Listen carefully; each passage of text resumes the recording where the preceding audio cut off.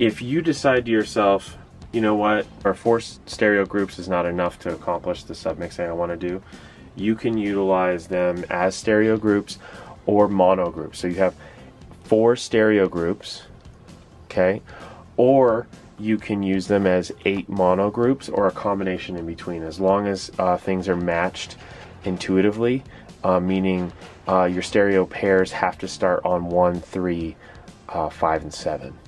You can't pair 2 and 3 together. Does that make sense? Yeah, that makes absolute sense. So we have something coming out on 1 and 2, so we'll still use those, maybe 1 and 2 as a stereo group. But I have the same signal actually coming to 23. Now I want to assign 23 to just group 5. Okay? Now you'll notice that there's only 5 buttons on channel 23, and they're all paired. You have a left-right to send straight to the master, which we're not going to do in this particular case. You have 1 and 2 are paired, 3 and 4, 5 and 6 and 7 and 8.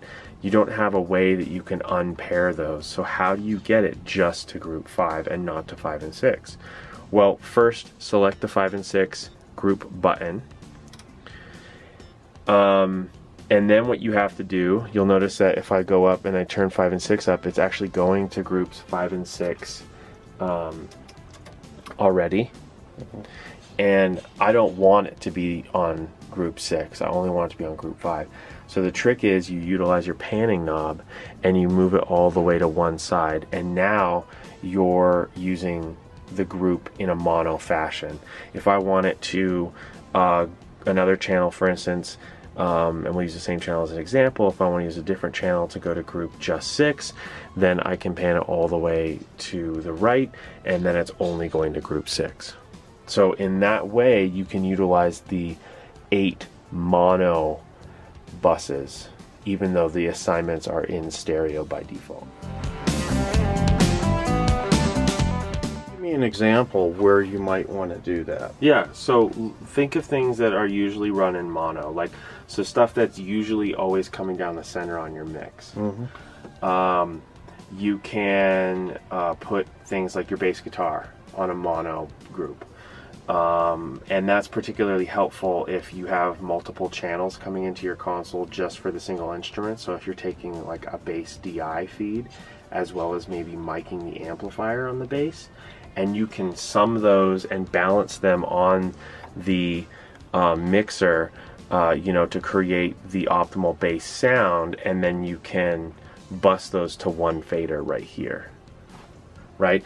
So then you can use your mono group 3 insert to then compress them together on an insert, like for instance one of the SSL compressor or a DBX compressor or something in the analog rack over here. Could you explain a little bit then how you would go ahead and set this up so you could compress that one group there for using everything here? So it's actually very intuitive. So we'll use 23 as our example. We want it to go to group 3, so we're going to assign 23 to group 3 and 4, and then we're going to pan it to the left hand side, since 3 is the left hand side of, you know, 3 and 4, right? It's intuitive that way. So now it's only coming into group 3. You'll notice even if I turn group 4 up and down, it doesn't reflect any level here.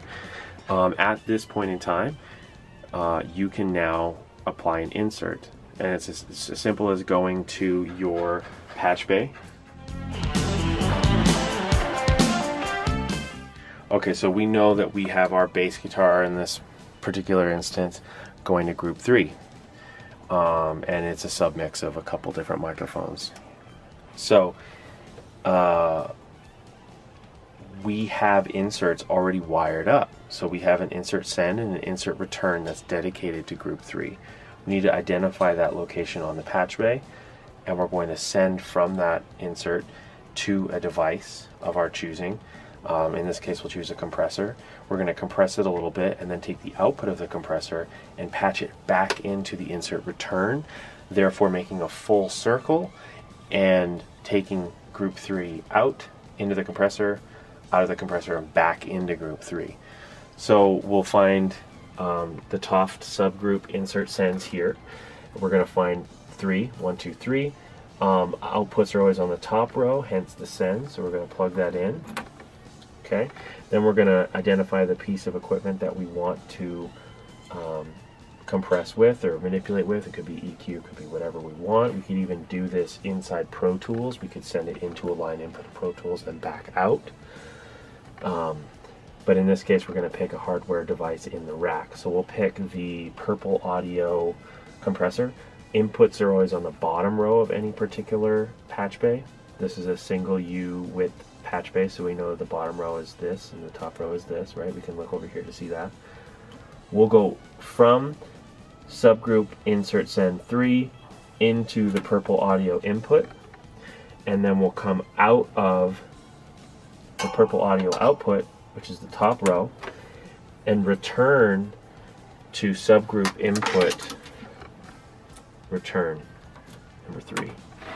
So now we've created a full circle, and if we look at our Purple Audio here, you'll see that it's starting to receive some signal here, and we can manipulate this as desired.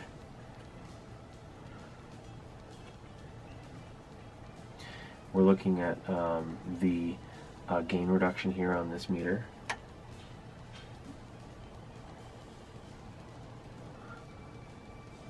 And you'll notice that we can see how much it's compressing. We can adjust the input and the output accordingly, and adjust. You know, I'm just doing this by sight right now, but you can obviously listen to everything. There's also a bypass button on the Purple Audio compressor where you can just turn it off and make sure, hey, do I like it off or do I like it on? Am I actually manipulating in a way that I find sonically pleasing? Exactly. And it's as simple as that. We sent it out, went to the unit of our choosing, took the output of the unit we're choosing, and put that back in the insert return.